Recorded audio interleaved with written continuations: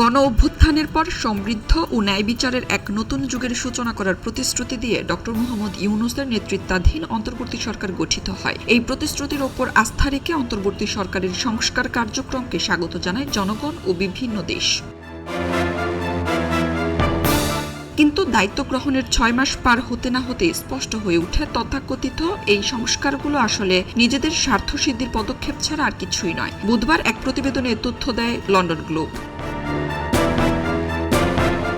প্রতিবেদনে বলা হয়, সম্প্রতি ট্রান্সপারেন্সি ইন্টারন্যাশনাল বাংলাদেশ ইউনূস সরকারের আমলের দুর্নীতি বিষয়ক একটি প্রতিবেদন প্রকাশ করে। এতে দেখা গেছে, সংস্কার হিসেবে প্রশংসিত হওয়া সত্ত্বেও ডক্টর ইউনূস ক্ষমতায় থাকার সময় দুর্নীতির পরিস্থিতি আসলে আরও অবনতি হয়। দেশের 81% পরিবার মনে করত মৌলিক সরকারি সেবা পেতেও তাদের ঘুষ দিতে হবে এবং ঘুষ দেওয়া 61% মানুষই বিষয়টি কোথাও জানায়নি। এমনকি ঘুষ ও দুর্নীতি সময়ের দায়িত্বে থাকা সংস্থা দুর্নীতি দমন কমিশন সম্পর্কে 30% কম মানুষ জানত। লন্ডন গ্লোব জানায়, ইউনূস সরকারের উপদেষ্টাদের বিরুদ্ধে অর্থ পাচার, আর্থিক অনিয়ম এবং ক্ষমতার পথ পাইয়ে দিতে ঘুষ গ্রহণের রেকর্ড সংখ্যক অভিযোগ জমা পড়েছিল দুদকে। কিন্তু উপদেষ্টাদের বিরুদ্ধে এসব অভিযোগের কোনো পদক্ষেপ না নেওয়ায় মানুষের মধ্যে ক্ষোভ দানা বাঁধে।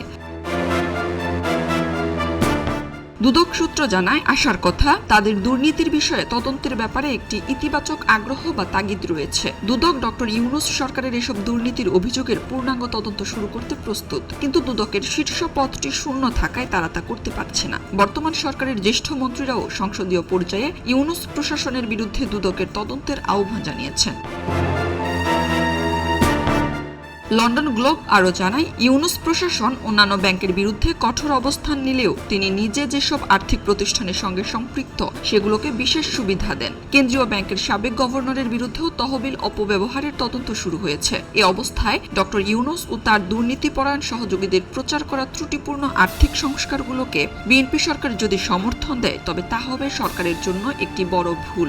ডক্টর ইউনূসের শাসনামলে যে দুর্নীতি ও ঘুষের ব্যাপক বিস্তার ঘটেছিল তা মোকাবিলায় একটি স্বচ্ছ ও জবাবদিহিমূলক ব্যবস্থা থাকা প্রয়োজন এবং সরকারের উচিত স্বরাষ্ট্রমন্ত্রীর আহ্বানে সাড়া দিয়ে এখনই এ বিষয়ে কার্যকর পদক্ষেপ গ্রহণ করা।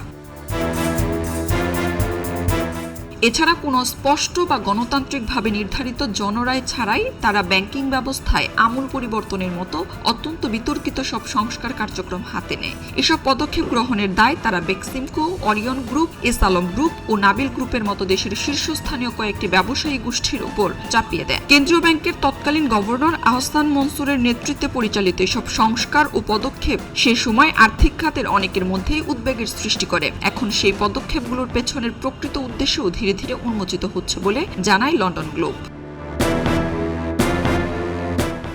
খবরের কাগজ, নিখাত, নির্ভীক, নিরপেক্ষ।